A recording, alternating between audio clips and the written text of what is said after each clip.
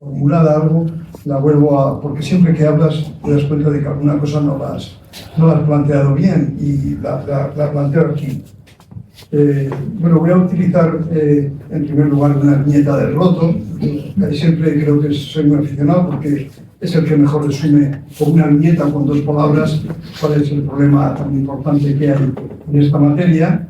Y hace muy poco, creo que no han pasado ni 10 días, ha sacado una viñeta que es un joven haciendo en una tabla de skate un ejercicio de estos que a mí se me antojan imposibles, ¿no? Y le pone una leyenda que dice: no es un juego, me entreno para la vida que me espera. Y yo creo que está muy bien, ¿no? Para definir la situación de los jóvenes. Esto no es un juego, esto es entrenarse para la vida que les espera. Y de paso, pues siempre que reconsideras lo que has escrito antes o lo que has trabajado antes, pues aprovechas para hacer algún homenaje a las personas que más te han enseñado en esta materia. Yo tradicionalmente siempre me había quedado de dos autores, un autor y una autora.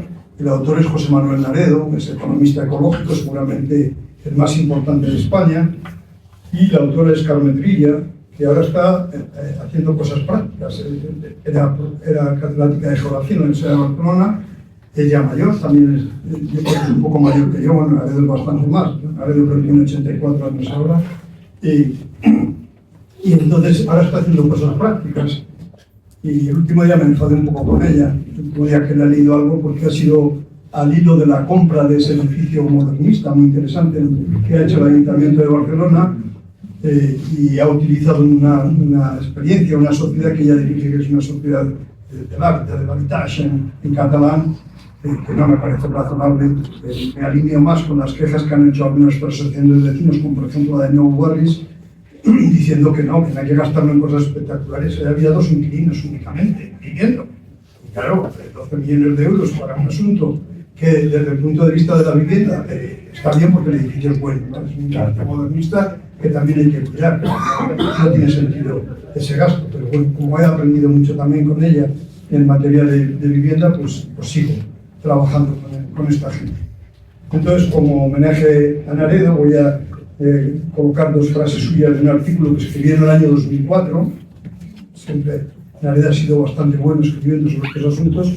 La primera dice: los temas de la vivienda y del negocio inmobiliario han tenido en España una importancia superior a la que les hubiera correspondido como meras actividades tendentes a abastecer las necesidades de alojamiento de la población, que eso es lo que se supone que tiene que jugar el sector de la construcción y que en España casi nunca ha jugado. Dice a continuación que en España los ciclos de la vivienda, precios y construcción, más asociados al ciclo de la vivienda, han seguido evoluciones cíclicas más ligadas a aspectos de la coyuntura económica que a variables demográficas.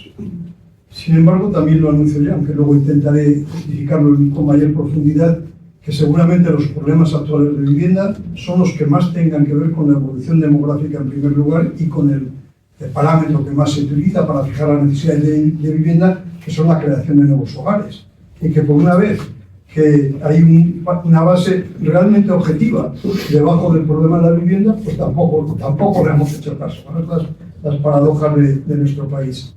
Y en ese sentido, para ver qué elementos diferenciales y qué elementos comunes existen en la evolución del problema de la vivienda, es cuando he planteado una historia larga del problema de la vivienda en nuestro país. Un poco la evolución del problema de la vivienda a lo largo de la historia democrática de nuestro país.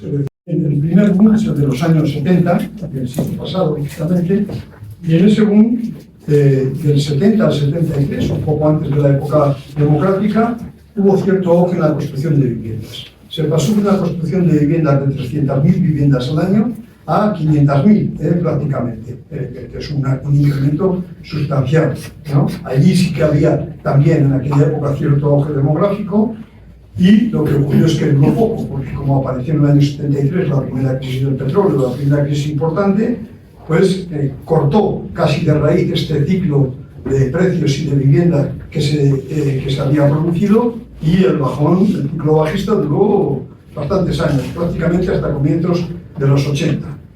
¿Qué política de vivienda se aplicaba hasta entonces? Pues se aplicaba una política de vivienda que era bastante continuista con la del franquismo. El franquismo fue muy paradójico en materia de vivienda, En los años 50, el modo predominante de ocupación de vivienda era el alquiler, en contra de lo que ahora se piensa, ¿no? Que nos dicen los que antropológicamente casi nos dicen que somos muy tendentes a la propiedad. Pues no, la antropología es de más de 60 años, lógicamente, las características antropológicas de una población. Y en aquellos años, en los años 50 del siglo pasado, pues había muchísimo más alquiler que propiedad. Y curiosamente el alquiler estaba todavía mucho más concentrado en las grandes ciudades. En Madrid y en Barcelona había tasas de propiedad que no superaban en ninguna de las dos el 10%.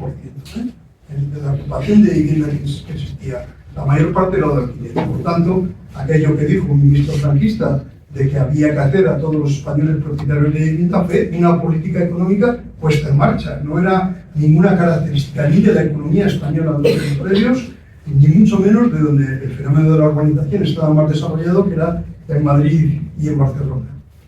Curiosamente también, yo solo tengo la primera página, aunque no lo voy a utilizar ahora, me he tenido que hacer un cuadro, porque a veces perdemos la perspectiva de los presidentes del gobierno y de los gobiernos sucesivos que ha tenido España en aquella época. Yo empecé con Felipe González, porque lo anterior fue un poco anecdótico, le tocó a la OCDE hasta el 82, pero empecé con Felipe González, estuvo 14 años, José María Aznar, que estuvo 8 años, José Luis Rodríguez Zapatero, que estuvo 7 años, Mariano Rajoy, que estuvo 7 años también, y el ciclo actual, que ya dura prácticamente también 7 años, de Pedro Sánchez. Lo digo esto porque me he encontrado artículos furibundos en una perspectiva o en otra.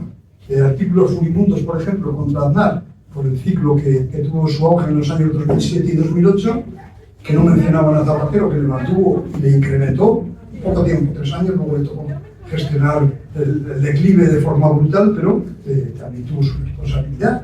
Y me he encontrado también artículos furibundos de otros que se metían con el que mantuvo ese ciclo artista, que fue Rodríguez Zapatero. Bien, el siguiente boom que se analiza, que ya le toca, por tanto, prácticamente entero a Felipe González, es el de los años 80, se le conoce como el boom de los años 80, y es más de precios que de actividad constructiva. Es decir, así como el siguiente fue mucho de actividad constructiva, aunque también mucho de precios, este fue más de precios que de actividad constructiva.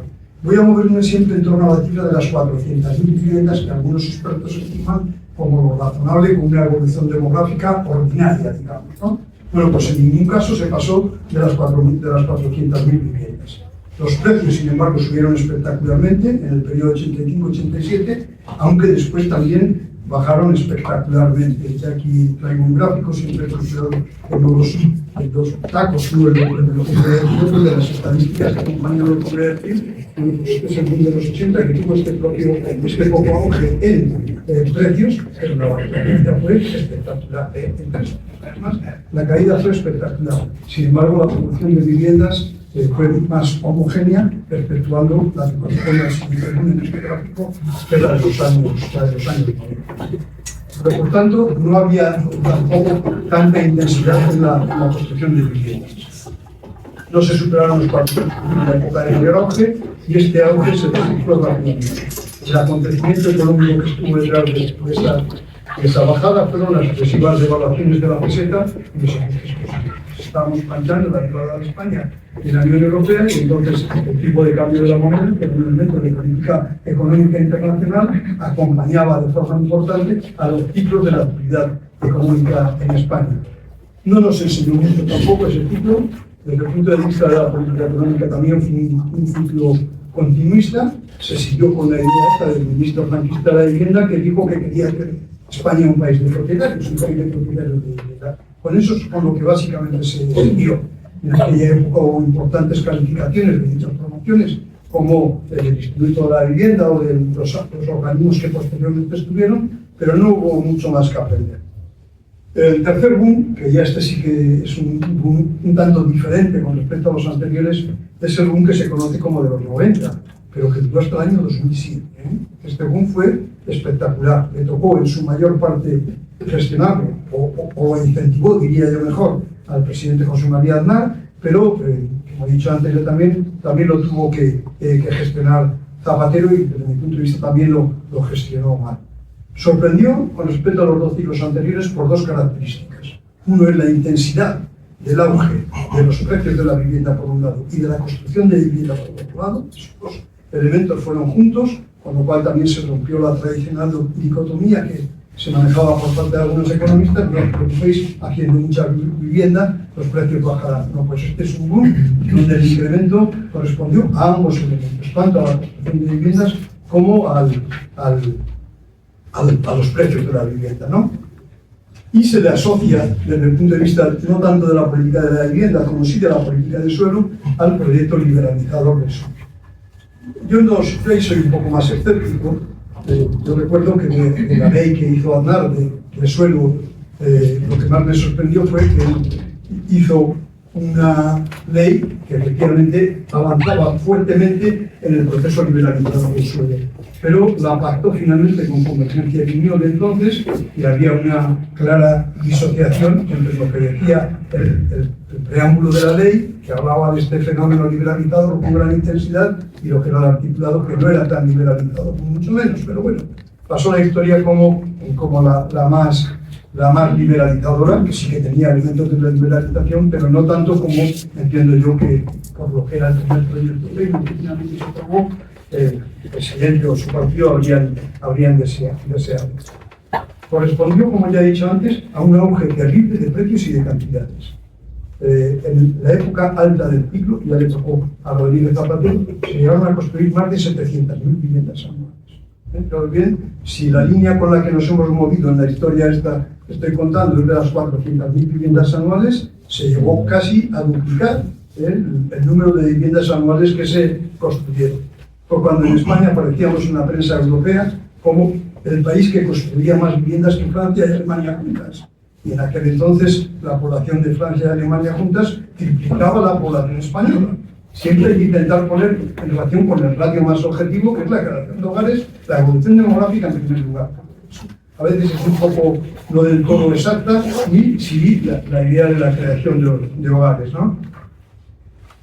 Estos países, por cierto, construían menos porque ya entonces priorizaban más la rehabilitación y un uso más eficiente del sector constructivo. Esta es otra característica que nos ha conformado a nuestro país hasta épocas bastante recientes, ¿no? Que se pensaba poco en la rehabilitación de viviendas. El parque era más nuevo en general porque tardó un poco más, aunque la reconstrucción después de la Segunda Guerra en Alemania y en Francia fue bastante potente, pero ellos ya empezaron a poner el énfasis en la rehabilitación por un lado y en el uso lo más eficiente posible, y hay algunos ratios que así lo demuestran, del parque de viviendas construidas. Bueno, España, además de esos elementos que le caracterizaron en aquel boom, empiezan a darse otra serie de notas características que también se han ido incrementando y que marcan mucho la situación actual. La primera es que empieza una presión fuerte de compras por parte de no residentes. Somos un país de los que las compras de no residentes, sobre todo en las zonas turísticas costeras, actúan más como un factor de presión. Pero luego ha habido otros elementos complementarios, por ejemplo, el boom de la inversión de los ricos de América Latina en Madrid, sobre todo, y menos en Barcelona, pero bueno. El segundo componente es el componente muy asociado en la evolución del parque de viviendas a la importancia creciente que el sector del turismo tenía en nuestro país. Y el sector del turismo trae también consigo una de las notas en las que ya los europeos avanzaban en dirección contraria, que era la utilización lo más racional posible del parque de viviendas existente. Porque el uso turístico, primero, tiene un componente especulativo amplio y segundo, tiene un componente estacional también muy amplio, con lo cual pues vas a encontrar que una parte del parque de viviendas no se va, ahora cada vez se utiliza más, en más épocas del año, pero en el primer turismo aquel que fue importante en nuestro país, pues no, era una utilización pues muy determinada. Y también que teníamos, ya entonces empezamos a tener una característica que ahora se está agravando espectacularmente, que es la tasa de habitantes por vivienda más baja de la Unión Europea. Esto empezó entonces. La tasa de habitantes por vivienda más baja la empezó a tener en aquellos años nuestro país, y sin embargo los países europeos de más tradición pues no la tenían. En aquel periodo, pues, lógicamente, no hubo ninguna correlación razonable o mínimamente razonable entre las viviendas construidas y la creación de hogares. Más bien, las expectativas entonces no estábamos muy bollantes demográficamente, no es como luego que sí que hemos crecido espectacularmente demográficamente, pero no había ninguna correlación entre la cantidad de viviendas que se construían por esos fenómenos, turismo y especulación, y la creación de hogares. Curiosamente, en la época de Aznar, que es la mayor parte del ciclo, pero no es la que más intensidad constructiva tuvo, la creación de hogares estaba un poco por debajo de la cantidad de viviendas que se construían. Pero en la época de Zapatero, finales del boom, estaba muy por debajo. Es decir, no era la creación de hogares la que incentivaba la construcción de viviendas, sino que en esos 4 o 5 años que le tocó gestionar estaba muy por debajo. Bueno, hay varias estadísticas, las tengo por aquí, pero no merece la pena que las enseñe siquiera. Si alguno tiene interés, luego las puedo mostrar. Los gráficos comparativos entre España y la Unión Europea de aquella época muestran que en la Unión Europea el sector de la construcción era muy estable, entre el 6 y el 8% en todo el periodo, en todo ese periodo de referencia, mientras que en España llegamos 1995-96 con el 6%, pero llegamos al 2007 con el 12%. La importancia de este sector dentro del conjunto de la economía, construcción en relación con el PIB, llegó a ser el 12%. Prácticamente duplicaba de algunos países importantes de la Unión Europea. Si en vez de utilizar esa tasa utilizamos otra, que es el empleo asociado a la construcción, pues también nos diferenciábamos de forma importante. En la Unión Europea fue muy constante, siempre alrededor del 8%, el porcentaje de gente empleada en el sector de la construcción en relación con el porcentaje total de empleados, pero en España pasó de un 9%, en el 95 ya estábamos un poco más alto, a un 14% en el 2007. Esto hizo mucho daño luego al mercado de trabajo, porque cuando se les expulsó del mercado de trabajo a estos jóvenes que en muchas ocasiones habían abandonado la formación para irse al Eldorado, entre comillas, de la construcción, porque se ganaba relativamente bien, pues se encontraron con que no tenían nada. Y tiene que ver con lo que todavía hay en nuestro país, que es una falta casi estructural desde entonces de mano de obra en el sector de la construcción, que hoy en día, que está volviendo a plantarse en el sector de la actividad constructiva, pues la estamos pagando, ¿no?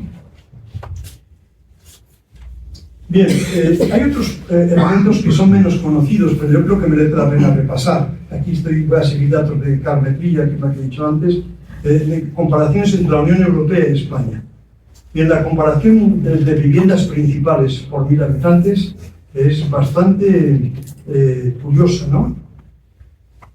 Grecia y España son las que están, por 1000 habitantes en este caso, pero bueno, por habitante, están por debajo de la media.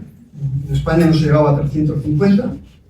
Sin embargo, en viviendas vacías y secundarias por 1000 habitantes ya empezamos a estar muy por encima de los demás países. Grecia también. A Grecia le pasa un poco lo mismo que a nosotros, una economía que venía de una situación fascista, autoritaria, que se democratiza y que es muy dependiente del turismo. Tiene dos características comunes con España.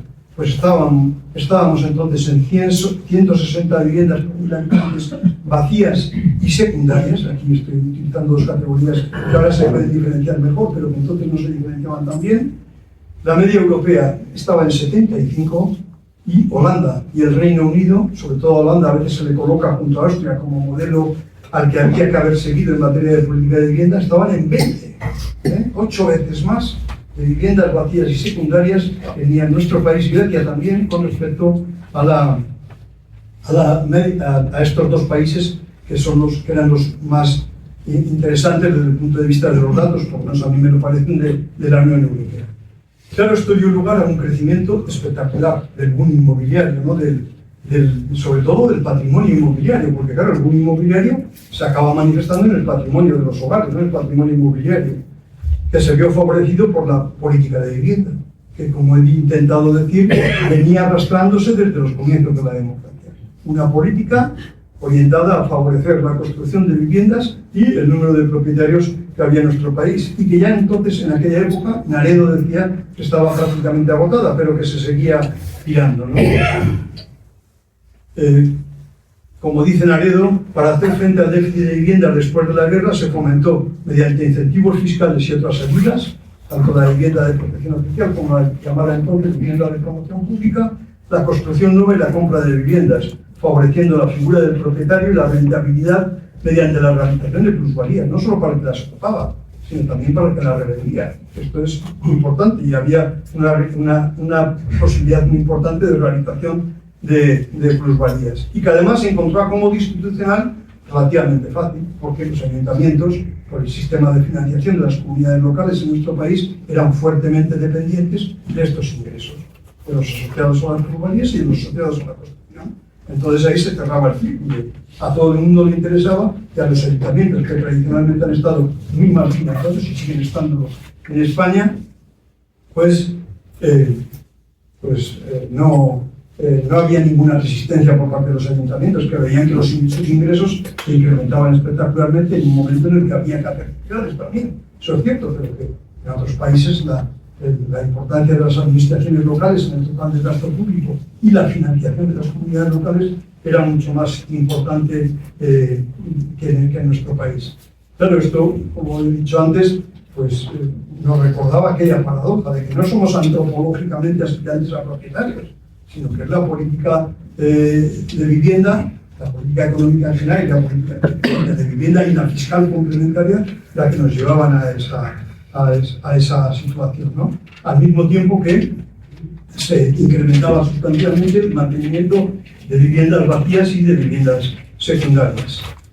Bien, parece siempre interesante poner la evolución del precio de la vivienda, uno de los dos elementos del boom, el otro la actividad constructiva, en relación con la evolución de otras variables macroeconómicas. En este caso concreto, la evolución de ello con la evolución de los salarios. Y la verdad es que siempre la evolución del precio de la vivienda es muy por encima de la evolución de los salarios. Esta hay una forma fácil de medirla, es un indicador en el sector que se utiliza, que es los años de salario íntegro que hay que utilizar para pagar la vivienda. Bueno, pues este es el gráfico que corresponde a esta situación. Ya veis que cualquier comparación con otros parámetros más objetivos, pues no existe la posibilidad de comparación. Sube mucho más espectacularmente el número de años que hay que colocar el salario íntegro, no es el más refinado, pero es uno de los interesantes para ver la situación del sector en relación con otros elementos. Siempre esto ha caracterizado desde aquel boom, ya en los anteriores se entreveía, pero desde aquel boom ha caracterizado estructuralmente los problemas de la vivienda en España. Siempre el esfuerzo por acceder a la vivienda en propiedad era mucho más alto que las rentas que se iban generando, sobre todo para las personas que tenían que aspirar a la compra de vivienda, que eran básicamente las personas hasta los 40 años, más o menos, que se puede considerar, 35 o 40 años, que es la que se considera. Bien, ese boom acabó también abruptamente, como sabemos, ¿no? La crisis brutal que tuvo la economía, coincidiendo con las crisis de la economía mundial y de la economía europea, llevó a un deterioro de la actividad económica en España y a un deterioro, luego veremos alguna cifra, de la actividad constructiva que fue terrible, ¿no? Yo siempre coloco, porque me impresionó cuando leí la noticia y me acuerdo mucho de ella, esto le tocó por desgracia a Rodríguez Zapatero, pero hubo un día que parece que está muy comprobado históricamente que tuvo que ser Obama, no la Unión Europea, que para que parece que no hacía mucho caso, descolgó el teléfono y le dijo: se acabó la juerga. Y se acabó la juerga. Dice Obama, el jefe del imperio, pues se acabó la juerga. Creo que le dijo literalmente: se ha acabado la fiesta. Claro, nosotros no nos enteramos de esa llamada, pero sí que nos pudimos enterar por mecanismos indirectos. ¿Os acordáis que aquel verano tuvimos que debatir la reforma constitucional express que se promovió? Reforma constitucional express que solo tenía un objetivo, que era impedir que el gasto público siguiese disparándose. Aprovecho para decir que yo no soy un fundamentalista de la austeridad, sí, pero de la austeridad en el gasto público no, nunca lo he entendido. Todo depende de a qué se dedique, y voy a aprovechar, porque claro, si se aprovecha para hacer infraestructuras, no viviendas, infraestructuras, eso es bueno para el país y hay que prorratearlo entre las siguientes generaciones, que son las usuarias de las infraestructuras. Lo digo esto porque cada que nos viene otra ofensiva por el gasto militar, ese no tiene ninguna infraestructura asociada, ese no tiene esa cualidad. Ahora sí, ahora se debilitan todas las reglas de todos los organismos internacionales con la Unión Europea a la cabeza. No, hay que debilitar la regla de la austeridad fiscal. Sí, pero la vamos a debilitar en un gasto que no está generando bienestar para las generaciones futuras. Puede tener que ver con otras cosas en el mejor de los casos, con ganar una guerra o con apoyar a Ucrania, con la que queramos, pero no tiene ningún bienestar para las economías futuras. Bien, lo peor para nuestro país fue que además esa crisis trajo una crisis brutal de parte del sistema financiero. Igual no es popular esto, pero yo siempre digo de parte del sistema financiero. Los bancos no salieron tan perjudicados, los grandes bancos, el Banco Santander, el Banco Iba Vizcaya, el Banco Sabadell en menor medida, no salieron tan perjudicados, pero para las cajas de ahorro supuso la práctica desaparición. Una parte de ellas importante se englobó en la Caixa, que está ya a la altura del Banco Iba Vizcaya, no tanto el Santander, pero el Banco Iba Vizcaya en volumen de activos y en otra serie de parámetros que se utilizan normalmente a la hora de hacer análisis financiero, pero las cajas de ahorro fue terrible esa crisis. Fue terrible. Desaparecieron como tales entidades financieras la inmensa mayoría de ellas, ¿no? Queda en algún residuo, queda Unicaja, que es el producto de lo que había en Andalucía, más algo que había en Castilla y León y más el de Caja Castilla-La Mancha, queda la Caixa que englobó a un porrón de ellas y quedan pocas más. ¿Por qué creo que hay que recordar esto? Bueno, hay que recordarlo por dos cosas. Uno, para analizarlo bien y que no vuelva a ocurrir si es posible, pero otro es porque desde entonces les oigo a los promotores, que me parece que son dignos de escuchar, no todos, pero algunos sí, que tienen más dificultades que antes para acceder a créditos en su actividad. Se rompió ese tejido muy local que había de las cajas de ahorro y a ellos les cuesta más. Las grandes entidades financieras tienen otra forma de funcionar. Si ven una oportunidad de negocio, se tiran de cabeza. No exageremos tampoco, pero les cuesta más financiar la actividad constructiva, que no hay grandes operadores en nuestro país, no está muy estandarizado el proceso de construcción todavía. Cuando esté más estandarizado, igual sí, pero que tienen más que ver con la actividad constructiva local. Eso, digamos que lo seguimos arrastrando, todavía a día de hoy como déficit. Ahora bien, ahí había cosas que eran infumables, por decirlo de alguna forma rápida, y que, claro, cuando vino la crisis fueron demoledoras para la economía y para la sociedad. La primera era la práctica que se había generalizado en las cajas de ahorro, sobre todo, de que cuando iba el promotor, el constructor les decía: quiero un crédito para hacer esta promoción de viviendas. Ahí tienes el solar, le ponemos como hipoteca al solar para que me des el crédito, yo inicio la actividad constructiva con el crédito, si soy lo suficientemente hábil empiezo a recaudar una parte de las futuras ventas de pisos en plano y ya me complemento con eso y la acabo ya cuando acabe la actividad constructiva.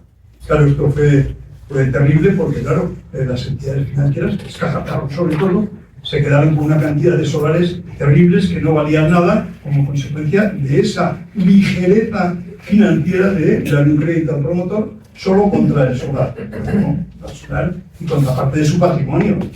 Mira, que ellos, claro, su sociedad patrimonial la dejaban al margen de estos problemas y trasladaban al conjunto de la sociedad solo lo que se quedaba en las cajas de ahorro, que eran con solares que en aquel entonces no costaban nada. Y también hubo prácticas muy malas en créditos a los compradores. Sé que esta vez se nos olvida,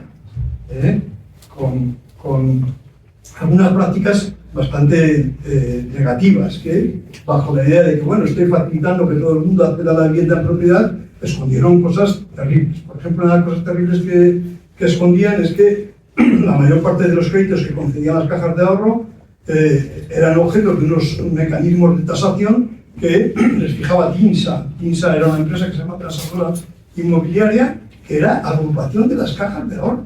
Eran ellos mismos los que decían a su sociedad los criterios que tenía que imponer para pagar.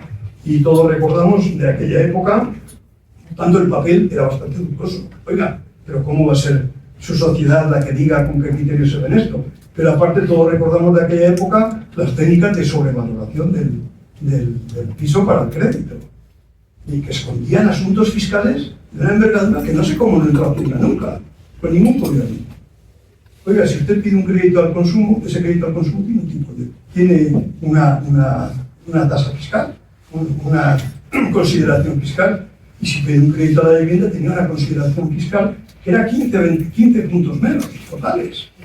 Oiga, pero ¿por qué está usted presentándome este crédito como un crédito inmobiliario si en realidad es un crédito al consumo? Porque el propio de la caja te decía, esto para amoblar.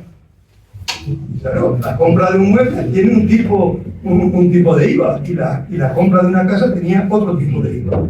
Al final era el 21, antes había sido 19 y 20, pero claro, es que son 15 puntos de diferencia que dejamos de recibir en este país como ingresos públicos sin ninguna actuación de ningún Ministerio de Hacienda conocida con respecto a este fenómeno.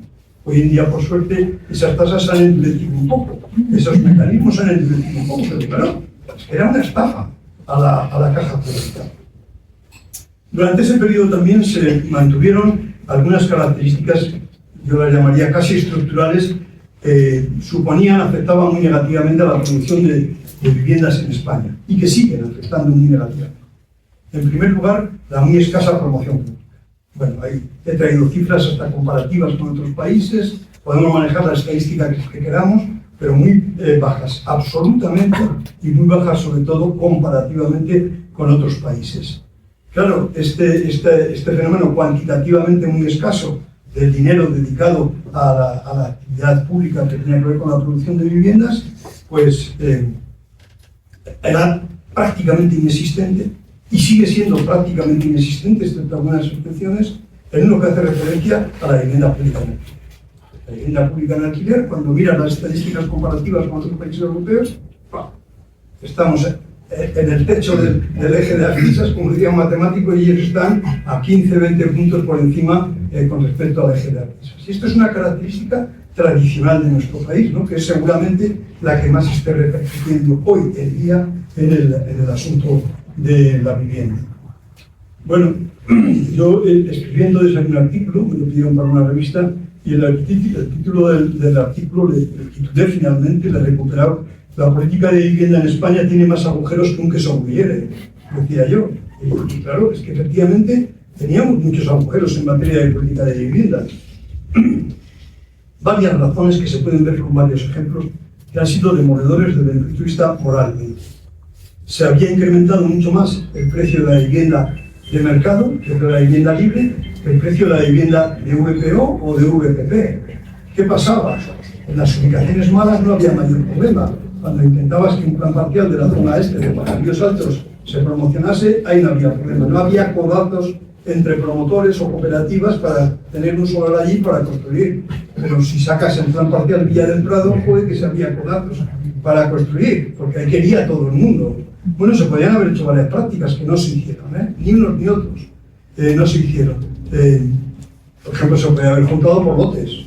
Quien aspira a un lote en el Villa del Prado, que se lleve un lote en el Pato. Se podía haber juntado por lotes perfectamente, y ahí está su reto, gestionen eso. Porque aquí a la hora de gestionar no hacemos prácticamente ningún esfuerzo, pero no se hizo. Pero el otro problema que tuvo es que se fomentó el dinero negro del sector público. No hay que ser humilde. En Valladolid, que podemos manejar ejemplos que conocemos todos, el plan parcial Parque Alameda y el plan parcial Villa del Prado fueron un fomento del dinero negro.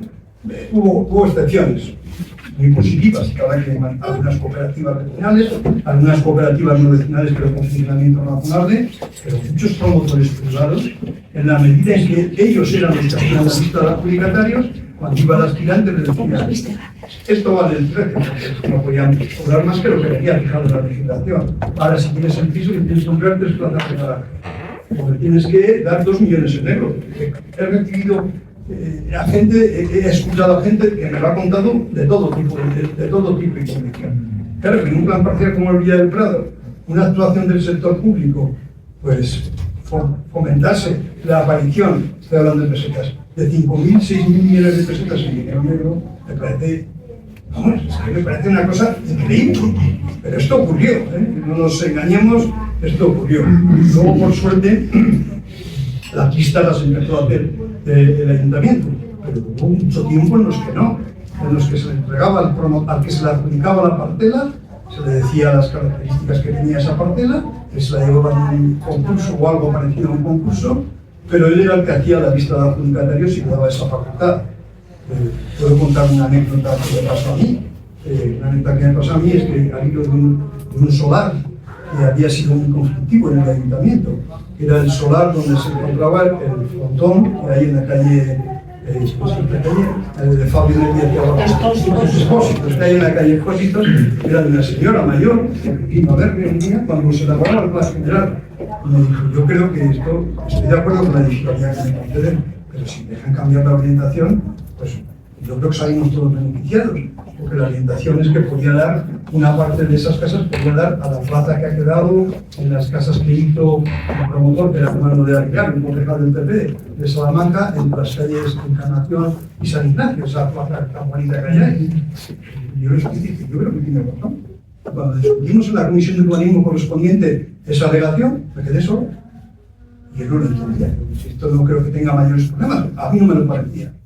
Pero es que se lo desestimamos en las alegaciones al plan y luego se presenta el señor, el dueño de Diusa, Orpeano, y me pide una entrevista y me dice, ¿puedo ir con mis asesores? No, que era solo que acompañaba. Y se presentó con 6, ¿no? Iba 4 abogados y 2 arquitectos. Y bueno, algunas cosas podían ser más difíciles, pero cuando digo este tema, digo, esto es un tema para mí de principios. Digo, si no se lo hemos admitido a la que se lo has comprado tú a precio de saldo, porque ya no consigues ese cambio de orientación, a ti no te lo voy a dar. Vamos, pero esto es un asunto de principios. Pues se levantó todo indignado y me dijo, Javier, vas a lograr que, pero a mí era el último mono en el ayuntamiento, pero bueno, vas a lograr que el precio de la vivienda siga incrementándose espectacularmente en Valladolid. Y yo había recibido justo la semana anterior a una compañera de trabajo que había ido a comprar un piso de una promoción suya en el que le pedían 2 millones de pesetas, entonces en negro. Y me puse rojo, yo al decirlo, la verdad. No voy a decir lo contrario porque yo me estaba que estaba poniendo rojo. Y, hombre, para pagar el precio de la vivienda lo que hay que hacer es dejar de pedir dinero negro. Joder, tienen unas tablas que me acuerdo que tenía el abrigo en los hombros y digo, Javier, ¿te pueden decir tu unidad de soles? Que he dado la orden tasativa de que no se pida ni una peseta en dinero negro hace ya más de 2 años. Claro, ya, es ahí, pues nada, hasta luego y no pasa de más. Pero esa la he vivido yo, ¿eh? Y el que se puso rojo fui yo. Él no se puso rojo, va a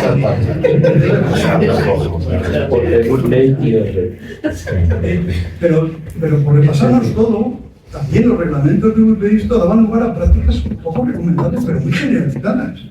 Ibas a ver la casa de un muy familiar que se había comprado un amigo que había ido al régimen de VPO, que se había liberalizado un poco, y decía, no, y ahora te voy a enseñar el ático. Si esto ya ha agotado los metros cuadrados aquí, pues no, nos dejan la escalera hecha y nos dicen que luego demos la patada a nosotros al chisme este, o sea, para el día que pasó la calificación. Pero no penséis que esto era pequeño, ¿no? Esto era muy general. Es decir, que la política de vivienda en España, pues, y luego el escaso control que tenían las transmisiones posteriores de las VPO. Un abogado de Valladolid me contó el caso de que un día tuvo que hacer una gestión en una notaría de Madrid, y en esa gestión de la notaría de Madrid le tocó esperar en una sala que tenía, me dijo una cantidad no, aproximada, pero igual tenía 50 buzones. Y que, claro, lo que ocurría era que iban a hacer la transacción de una VPO entre 2 personas, y delante del impoluto notario se firmaba el precio de la vivienda de protección oficial, pero le decía, a ustedes les ha tocado el buzón 22. El que compraba dejaba en el buzón 22 los 2 o 3 millones de pesetas que había que dejar en negro, el que la vendía iba, cogía los 2 millones de pesetas que había en negro y a continuación firmaba la transacción. Pero no penséis que esto era generalizado. Es decir, que la política de vivienda en España, pues la verdad es que ha tenido, desde mi punto de vista, bastantes agujeros. Estos agujeros se han ido atemperando con el tiempo. Las listas pasaron a estar controladas. El Ayuntamiento de Valladolid, por ejemplo, lo hizo. Cuando estuvo Manuel Sarabia, de concejal de urbanismo, pasaron a estar controladas por las administraciones. No, tú ibas a la lista de la administración. Y si te tocaba, bien. Y te mandaban al promotor sabiendo que te había tocado. Y claro, si te pedían negro, pues tenías que ser un poco panfilo para decir si te lo doy. Igual podía ser jugar con el piso, la orientación o con alguna cosa, pero ya no era tan claro como en el caso anterior. Y claro, y si te pedía negro, volvías a la sociedad y decías, oiga, este señor me está pidiendo dinero negro. Vale, pues lo apuntabas y en la siguiente promoción pues iba a sacar una parcela donde fuese, ¿no? Pero se han atemperado, pero todavía quedan algunas cosas pendientes de este sistema que yo creo que le siguen haciendo muy mal. Y ahí, al final, en las alternativas voy a ser bastante radical. Le siguen haciendo muy mal. Por ejemplo, la compra de vivienda protegida se hace en función de los ingresos que tengas el año en que se hace la operación. Claro, el año en que se hace la operación, si eres una persona joven, es un año que es muy posible que 2 o 3 años después ganes el 30% más o el 40% más. Pero el 50 o el 100 o el 200. Claro, esto no tiene ningún sentido. No tiene ningún sentido que el año en el que se hace la operación sea el que decida la compra de un activo inmobiliario que te va a durar toda la vida y que es heredable. O sea, que no le vas a gozar solo tú, le van a gozar tus herederos. Oiga, esto no tiene ningún sentido. Desde mi punto de vista, no tiene ningún sentido. Siempre ha existido, bueno, el escaso control, como ya he dicho antes, de las transacciones posteriores, ¿no? Yo creía que esto se había acabado. Algunos ayuntamientos, el Ayuntamiento de Madrid hizo cosas interesantes, pero es que he leído en un observatorio oficial de la vivienda. En España no hay buenas estadísticas de la vivienda, pero hay 12.000 organismos que trabajan sobre el tema de la vivienda. Tengo un amigo que hay que colocar, el Observatorio de la Vivienda, que tengo otro amigo que hay que colocar, el no sé qué de la vivienda. Hay muchos organismos. Claro, lo que dificultan es, al no haber uno solo centralizado y claro, lo que dificultan es que se conozcan las cosas. Pero si buceas, bueno, pues la frase que he leído es en el Observatorio de Vivienda, que es amigo de Pedro Sánchez, que estaba carnicero, es arquitecto, que era de la cuadrilla, he leído, pero no sé, esas cosas ni las sé, ni me preocupan a priori mucho. La siguiente frase: la mitad de las viviendas protegidas hechas entre 2005 y 2018, todavía al día de hoy, están ahora en propiedad sin condiciones. Por mecanismos de liberación, por cualquier otro mecanismo, la mitad están en propiedad sin condiciones. Oiga, pero si esto es un bien que te va a durar toda la vida y que van a heredar tus herederos. ¿Pero cómo podemos hacer una política de vivienda digna de tal nombre, de gastar dinero público que tenga estas condiciones? Pues la verdad es que yo no sigo sin entenderlo, ¿no? Pasa un poco con casi todo lo que intenta el sector público en este país, es un poco maldito. Yo he conocido la siguiente anécdota, es una anécdota, no quise enterarme de quién era la plaza en propiedad, pero lo que empezamos a hacer con los aparcamientos bajo suelo público. Hubo un momento que en esta ciudad había una gran demanda de aparcamientos. Como no había sitios para aparcar, dijimos, liberalicemos el suelo público. Luego igual aparece 25 años después una infraestructura que necesita pasar por allí y no puedes. O expropias que vale un pastizal. Bueno, pues estos aparcamientos bajo suelo público empezaron siendo solo en alquiler. Hoy en día está plenamente liberalizado el régimen de los aparcamientos bajo suelo público.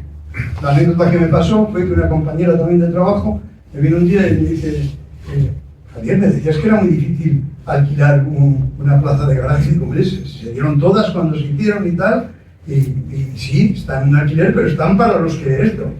Dice, pues yo he conseguido una de las buenísimas en el parking de Romojar. Puedo decir el parking, no sé a qué cosas, claro, pero el parking sí que me lo dijo. Y entonces, y es que además es de las mejores, claro, no había que ser muy lince para saber que los promotores de la cooperativa se quedaban con las mejores plazas de aparcamiento de esos parkings que promovían. Y por tanto, si esto la estaba alquilando, en aquella época no estaba liberalizado, la estaba alquilando uno casi seguro, no puedo afirmar con seguridad, de los que había sido promotor de ese parking de Romojaro. Creo que es el primero que se hizo bajo suelo público en la ciudad, creo que es el primero que se hizo bajo suelo público, y joder, nos dieron a todos, yo entonces estaba por allí, nos dieron entonces a todos bastante murga de que esto era imprescindible, era una situación imposible. Bueno, voy a pasar a la situación actual, que es la que hace año y medio me empezó a preocupar, porque bueno, algunos veíamos venir lo que iba a pasar, pero no, yo no tenía conciencia de que en el país se viese lo que iba a pasar, ¿no? Bien, como consecuencia de la crisis del 2007, hasta el 2013, 2014, 2015, todos los parámetros relacionados con la vivienda, empezado sobre todo por la construcción, pero también con el precio como un elemento, y tanto el precio de la vivienda en compra como la vivienda en alquiler, cayeron de forma importante, espectacular en algunos casos, hasta el 2013-2015. He buscado unos gráficos precisamente con base en el año 2015, si es que los gráficos se pueden construir con base en el año que quieren, siempre que haga todos los valores en relación con el año base. Bueno, aquí está el 2015, y aquí está el precio de la vivienda en alquiler, el precio de la vivienda en compra, las rentas, la inflación y los salarios. Bueno, pues bajaron espectacularmente y ahí sí, en el año 2015 estuvieron todos prácticamente a la par. Y como era el año base, tienen el valor cero. Pero desde entonces empezaron a crecer y llegamos al año 2022 y ya está otra vez todo desproporcionado. Esto es el precio de la vivienda en alquiler, que es el que más ha subido en aquel periodo, es esta gráfica. El siguiente es el precio de la vivienda en compra, el siguiente son las rentas, el siguiente es la inflación y el último son los salarios. Otra vez volvemos a estar en una crisis importante del precio de la vivienda de forma muy importante. He traído también un análisis, no creo que me deja la pena, por comunidades autónomas. En Castilla y León siempre somos sanguinos en estas cosas, ¿no? Los salarios crecieron un 14%, y la vivienda creció un 30%. Esta es la vivienda en propiedad. Pero claro, las más importantes, Madrid 63% de desfase, Cataluña 57% y Baleares por turística el 63%. Es que otra vez estábamos en el 2023, estamos ya en el 2025, estábamos, y yo creo que el país no era consciente ni mucho menos de esta situación, esos desfases que existían. En Castilla y León era importante, del 13 al 34. Es que claro, un poquitín más altos los salarios, pero Madrid, Barcelona y sobre todo en Baleares, pero es que el desfase entre ambos valores, entre la evolución de ambos valores era del 60% en términos medios. Esto hacía otra vez prácticamente imposible el acceso a la vivienda. ¿Cuáles son las razones que se encuentran detrás de este último problema de la vivienda, por llamarlo de alguna forma? La primera es que se construyen muchas menos viviendas que en el boom de la construcción, e incluso que antes. Ya he dicho antes que para este país, antes de esta última expansión demográfica, que ha sido muy importante, la cifra se podía mover en torno a las 400.000 viviendas. Bien, a la luz de la experiencia histórica, entre 300 y 400.000 viviendas podía ser una época de construcción muy importante. En el 2007 estábamos en 700.000 y en el año 2020 bajamos a 50.000, perdón, en el 2015, de 700.000 a 50.000. Esto es una locura. Lo de este país con el tema de la vivienda siempre es locura. Y en el año 2020 habían subido a 90.000. Pero claro, si colocamos la cifra razonable, 350, 400, 90.000, es una cifra... Claro, esta vez, sin embargo, las cifras de creación de nuevos hogares son mucho más espectaculares que en las veces anteriores. Yo creo que aquí está ocurriendo la paradoja un poco del cohete, ¿no? Esta que nos hacen decir, el cohete, España va como un cohete en materia económica. Bueno, el cohete tiene más averías, que no es como el queso brillo que yo ponía por la política de vivienda, pero tiene muchas averías este cohete. La primera es que siempre hablan de PIB, pero para ser razonables hay que hablar de PIB per cápita. Y al cohete, si le pones el PIB per cápita, porque hemos incrementado la cifra de vivienda de población espectacularmente, pues ya no es un cohete, es una cosa normalita. Pero claro, pum, y algunos hasta nos lo acabamos creyendo alguna vez, ¿no? Entonces, claro, ¿qué está ocurriendo? Empieza a haber nuevas estadísticas de la vivienda. Por cierto, por si alguno... para algún debate, lo que se quiere discutir, he encontrado esta nota de prensa del Instituto Nacional de Estadística. Esta nota de prensa tiene como fecha 20 de octubre del 2016 y se titula Proyección de Hogares 2016-2031. Esto no es un fenómeno sobrevenido, es un fenómeno perfectamente estudiado. Si se mantuvieran las tendencias actuales, el número de hogares de España, solo los titulares, he sacado otra nota de prensa, pero son los titulares, crecería casi en 1 millón nuevos hogares en los próximos 15 años. Se ha quedado corto, porque las previsiones demográficas no se han cumplido, se han incrementado sustancialmente. En 2031 habría más de 5,5 millones de hogares unipersonales. Es otro fenómeno que se está dando. Ya los hogares de mucha población pues están desapareciendo, pero los unipersonales, que también son hogares, mientras no se demuestre lo contrario, pues son muy importantes y hay que también satisfacerles. El número de hogares aumentaría en todas las comunidades autónomas. salvo en Asturias, Castilla y León, Cantabria y País Vasco. País Vasco por tendencias demográficas exageradamente modernas, o exageradamente entre comillas, porque cada uno carga en esa materia lo que quiera, pero Asturias, Castilla y León, porque son las comunidades autónomas con mayor régimen demográfico. Todavía es de Asturias, de Castilla y León. Entonces, se sabía en las proyecciones oficiales, se miraba para otro lado. Esto, en materia de vivienda, este país, por desgracia, lo ha hecho mucho. Casi todas las estadísticas de vivienda que he traído acababan en el año 2023, pero acaban de salir los valores del 2024. Es razonable. Esto es el titular del país. El precio de la vivienda libre se dispara un 8,4% en el año 2024. Su mayor subida desde el 2007, desde el año terrible del mundo. Esto es muy atractivo. A veces, si uno lee la prensa, se piensa que Madrid y Barcelona son las que más, ¿no? Pues en comunidades autónomas son Navarra, Andalucía y Aragón las que lideran los ascensos generalizados. El otro día hablaba con una persona que sabía de esto y me decía, no, hay una política de vivienda muy buena. Y le dije, pues no le da resultados. Claro, pues Navarra ha crecido un 10,4% en el año 2024. Yo soy tendente a creerme todo de entrada, pero no le ha dado muy buen resultado. Es decir, que la creación de hogares estaba cantada y lo que hemos hecho ha sido mirar para otro lado. Claro, ¿quién ha mirado para otro lado? Esto es una pregunta legítima. El mercado. Que siempre la primera responsabilidad hay que ponerla en el mercado. En segundo lugar, el regulador.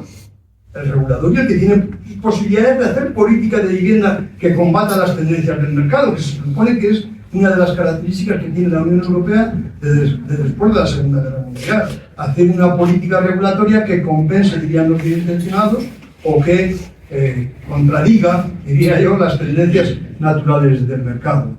Claro, y aquí es cuando se han empezado a acentuar todos los problemas. No se han hecho las viviendas suficientes para los nuevos hogares que se creaban, y claro, se habitan viviendas que antes no lo estaban. El stock de vivienda libre se reduce en toda España. Esto sí que es una cosa nueva, se reduce.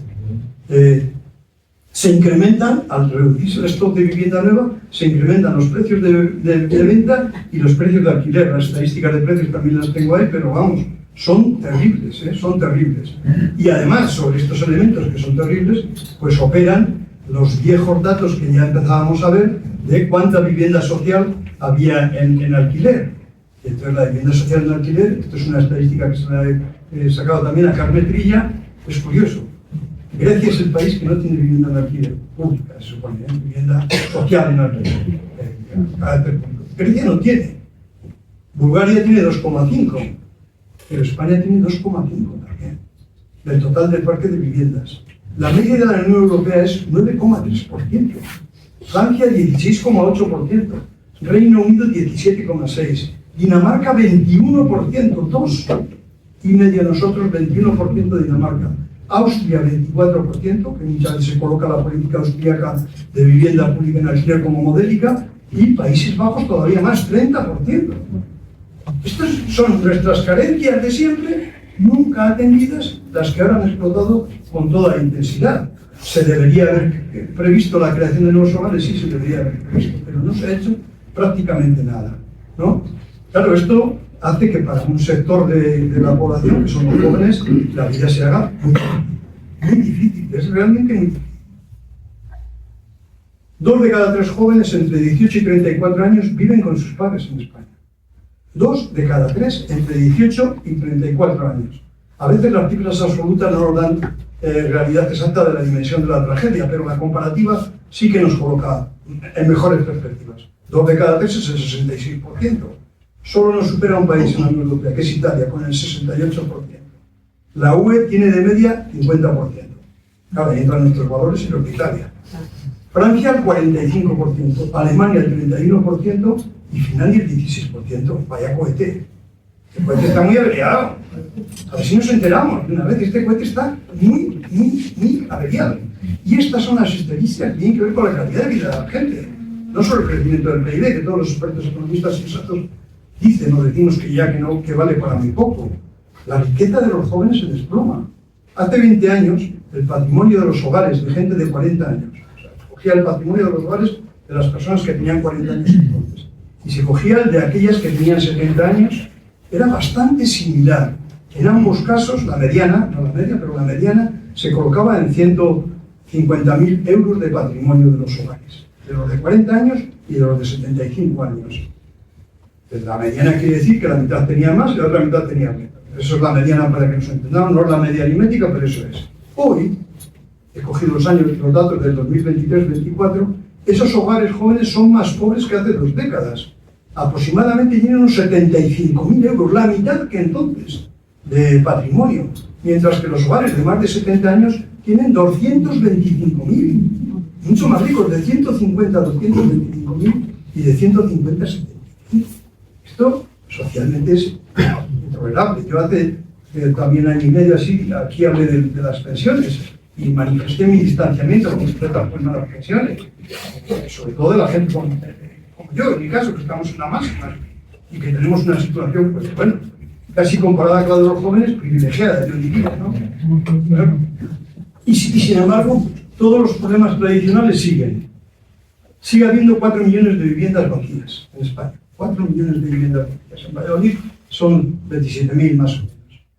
Bueno, aquí hay algún problema de comparación, porque antes la calificación de una vivienda como vacía se hacía en los censos que se hacían cada 10 años en los años terminados en 1. El último que se hizo fue el del 2011. Los censos antes se hacían con agentes censales. Lo que decía el censo entonces es que había que hacer 3 viviendas a un hogar y solo si después de realizar las 3 visitas en horas diferentes a ese hogar nunca encontrabas a nadie, solo lo podías calificar como vivienda vacía. Bueno, esto decían los estadísticos. Yo estoy muy cabrón con la estadística de este país, pero bueno, igual en esta ocasión hasta tienen razón ellos, pero decían los estadísticos que no era nada productivo y que no era fiable. Y desde el censo del 2021 se ha empezado a hacer con procedimientos administrativos directos. Piden la colaboración de las empresas suministradoras de energía eléctrica, básicamente. Yo no me fío mucho de esa colaboración, pero igual es que soy un desconfiado. Pero se ha empezado a hacer así. No ha habido una alteración sustancial, no ha habido alteraciones sustanciales en las ciudades, no ha habido alteraciones muy grandes en las ciudades. Sin embargo, lo que sí que se ha visto ahora, que está más perfilado los aparatos estadísticos desde ese punto de vista, es que, por ejemplo, en Castilla y León, el fenómeno de las viviendas vacías se está convirtiendo en un fenómeno intensamente rural. Se está convirtiendo en un fenómeno intensamente rural. Cuando fui a Valencia a dar esta charla, miré los datos de Valencia, y claro, era terrible, era terrible. Y había comarcas absurdas. Vamos a ver, que a mí me digan que en Guardo, que tiene un declive industrial terrible, o que en Barolo de San Julián, que tiene un declive minero terrible, hay mucha vivienda vacía, lo puedo entender. Pero es que la comarca de Aguilar de Campo, con un auge industrial terrible, también tiene muchísima vivienda vacía. Y esto tiene que ver con un problema que este país parece que somos incapaces de resolverlo, y aquí sí que todos, las autoridades y los ciudadanos, que es el de las herencias y los proibisos de las herencias. Es terrible esto. No se ponen de acuerdo y prefieren casi que se caiga la casa antes que ponerse de acuerdo para la venta. Es absurdo. O sea, yo conozco bastantes municipios del norte de Burgos que hay demanda importante de viviendas y que no encuentran nada en una vivienda. Pero acaban cayéndose. Una parte de esas viviendas acaban cayéndose. Vamos a ver. He conocido un caso que es de los que se puede llamar terrible en esa zona, en el Valle de Valdivieres, concretamente. Un grupo de gente bien intencionada quieren recuperar un humedal, dicen. Yo la verdad es que nunca me conozco con un humedal, pero sí, ahí se ven juncos, un tipo de vegetación que tiene que ver con los humedales. Quieren recuperar un humedal para la atracción de aves, que es un fenómeno turístico importante. ¿Vale? Bien, vale. Bien intencionadamente, digamos que sí. Hay una característica que está a 100 metros del río Ebro, que no sé si le va a dar potencia como humedal, pero bueno. Y entonces dicen, van a la Junta de Castilla y León. La Junta de Castilla y León dice, sí, es el año mundial de la recuperación de humedales. Tenemos una línea de crédito, porque aquí, como todo funciona así, es el año mundial de la recuperación de humedales. Por tanto, tenemos créditos. Vale, vale. ¿De quién son las tierras?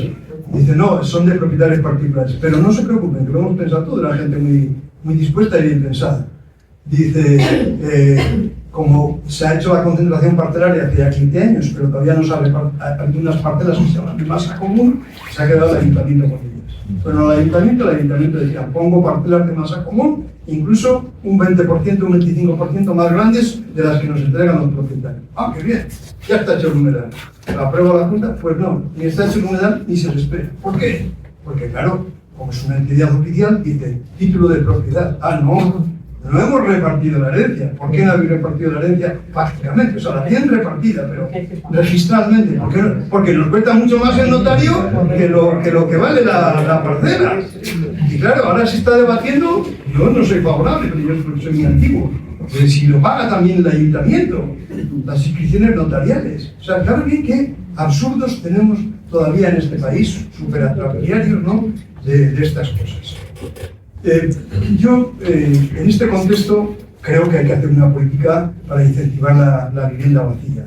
Es casi imposible de hacer. Todos los intentos que viví en el ayuntamiento en su época eran complicadísimos. Nos llegaron a hablar de que para ejercer el derecho de tanteo y retracto en la VCO teníamos que notificar individualmente en el plan general a cada propietario la situación de registral de ese derecho de tanteo y retracto. Eso decía la seguridad jurídica. Yo me limito a lo que decía. Pero la realidad, ya ha salido una noticia recientemente, es que solo una ley, la ley del País Vasco. El País Vasco en materia de vivienda lo hace bastante bien, en general, por menos de lo que yo conozco, eso es mejor. Mejor que Cataluña, que está todo el día en conflictos con el Constitucional y no sale de esa situación de conflictos con el Constitucional. Solo con una ley del País Vasco, con un reglamento posterior también del País Vasco, y un ayuntamiento, Azpeitia o Azcoitia, siempre me digo, lo tengo aquí en la noticia, es el primero que ha puesto una tasa para las viviendas vacías. Creo que la tasa era de 10 euros por metro cuadrado al año. Bueno, estamos todavía en la época de propaganda y en la noticia entrevistaban a los responsables de vivienda de ese municipio y decían: hemos empezado a recibir muchas visitas de gente que quiere ya reactivar el mercado y tal, porque no había porque no había ni una vivienda para alquilar en una zona que industrialmente es potente y no había ni una sola vivienda para alquilar. Es decir, que todavía hay mucho que hacer. A mí cuando me preguntan de estas buenas prácticas, en Europa las hay, pero en España todavía, 50 años después de haber empezado la polémica de cómo ponemos en funcionamiento, que eso es la más sostenible de todas, no que existe, ponerlo en funcionamiento para resolver el problema de la vivienda, aunque no sea lo más significativo que hay que ponerlo en funcionamiento, un municipio tiene una tasa que es Azcoitia del País Vasco. Los demás, nadie lo ha conseguido todavía en nuestro país. Eso me parece increíble. Pero bueno, ya para acabar y podemos debatir, las buenas prácticas. Hay otra polémica que yo la voy a dejar un poco claro, me he documentado mucho de ella, es la problemática del problema del alquiler. Y la nueva ley de los alquileres, la famosa ley de las zonas tensionadas, etc. De lo que he leído, creo que los más expertos son un grupo de Barcelona, que ahora trabaja en la Universidad de Uppsala, en Suecia, un grupo de investigación urbana que se han ido los tres a la Universidad de Uppsala, que es otro de los problemas de la juventud en España, que tienen que acabar emigrando a sitios donde se acogen bien, porque aquí no se les acoge. Pues estos han trabajado mucho en el tema de la alquiler, seguramente son los más teóricos de la combatividad tan elevada que hay en Barcelona en relación con el problema de los alquileres. Yo voy a decir mis conclusiones, creo que honradamente. Es decir, ellos me han demostrado claramente que el problema del alquiler no es un problema del alquiler frente a los pobres propietarios. Ellos tienen dos artículos, a mí el que no me ha interesado es este, se titula El mercado del alquiler, fuente de desigualdad social. Y sí, ahí me lo han demostrado. El alquiler como un problema de generación de desigualdad social, me lo han demostrado. Este es el artículo mejor porque este coge tres fuentes posibles para estudiar el asunto. Una del Banco de España, otra encuesta financiera y una encuesta de condiciones de vida de España que corresponde a otro organismo. Y también cogen datos de la agencia tributaria. Bueno, dicen que, yo creo que lo demuestran, que es cierto que lo demuestran, en relación con el problema del alquiler como fuente de desigualdad social. Es decir, hay gente que tiene varios pisos en alquiler y que están obteniendo unos ingresos extraordinarios, sobre todo en las grandes ciudades estratosféricos, y hay sectores de renta baja que tienen que pagar esas rentas y que está incrementando la desigualdad social. Yo, honradamente, a día de hoy no tengo capacidad para decir que la cosa de esta legislación de zonas tensionadas vaya a suponer una disminución del precio del alquiler. Lo supone administrativamente, pero una disminución real del precio del alquiler yo no lo tengo tan claro. Hay dos grandes fuentes, una es el idealista que dice radicalmente que no, yo imagino que hay intereses de parte, pero las otras encuestas son débiles. Están hablando de 3, de 6 meses, de 8 meses, que no es tiempo, no es periodo significativo. Lógicamente, aquí lo que puede haber en juego es lo que administrativamente les obligan y lo que puede suponer la retirada, si es que se produce, yo lo pongo entre comillas, pero puede producirse, de algunos pisos del mercado de alquileres. Yo ahí no soy tan claro. Yo, con todo lo que he dicho, creo que está clara mi conclusión. Mi conclusión es que hay que mirar las buenas prácticas de los países europeos que tienen más avanzado que nosotros el trabajo sobre el problema de la vivienda. He leído cosas, de Holanda no he leído, no he encontrado prácticamente nada, pero he leído cosas de Austria. Austria empezó su política de promoción de alquiler social en los años 30, 40 del siglo pasado, es decir, que tiene muchísimos, 80 años de tradición. Bueno, de la experiencia austríaca, que es muy potente, estamos hablando de un porcentaje significativo de alquiler social relacionado con el sector público en relación con el total de alquileres, ellos sí que tienen algunas cosas, yo todavía las incrementaría. Tienen, por ejemplo, que no todo el piso vale igual, ni muchísimo menos, ni muchísimo menos. Por ejemplo, hay una cosa emblemática que es un barrio Karl Marx, que le hicieron en los años 30 y tantos del siglo pasado. Ahora sería muy difícil poner ese nombre a nada, ¿no? En una de las cooperativas que se hizo en Madrid, las primeras se llamaba Rosa Luxemburgo, y ahora viven todos un nivel de vida medio alto, digamos, a pesar de que era una cooperativa sindical, de echarles en pozo otra vez, en cualquier sitio. Bueno, estos tienen diferenciados los precios.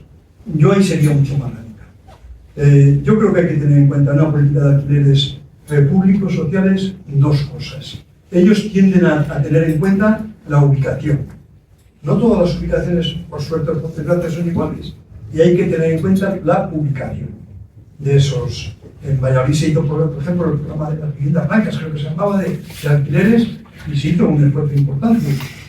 Luego diré que yo creo que había otras vías todavía más importantes, por ejemplo, el desarrollo del plan parcial de la Florida, que tiene 3.000 viviendas y que tiene propiedad pública más del 50%, pero bueno, ese sigue durmiendo ahí en el sueño de los injustos, porque lleva 20 y tantos años, yo creo que aprobado, creo que es verdad que son 26, pero no lo sé exactamente, pero bueno, se han hecho algunas cosas interesantes. Yo diferenciaría entre los lugares.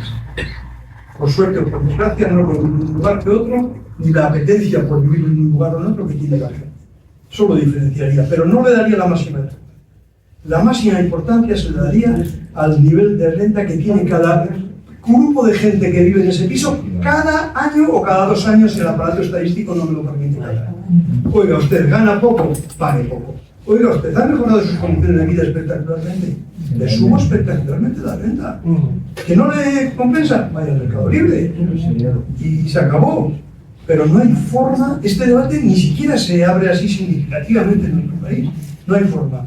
Es decir, en el País Vasco están avanzados, en el País Vasco tiene una sociedad pública de alquiler, en el País Vasco tienen cosas, pero de forma significativa este debate no está muy abierto. Y yo creo que es el que hay que abrir.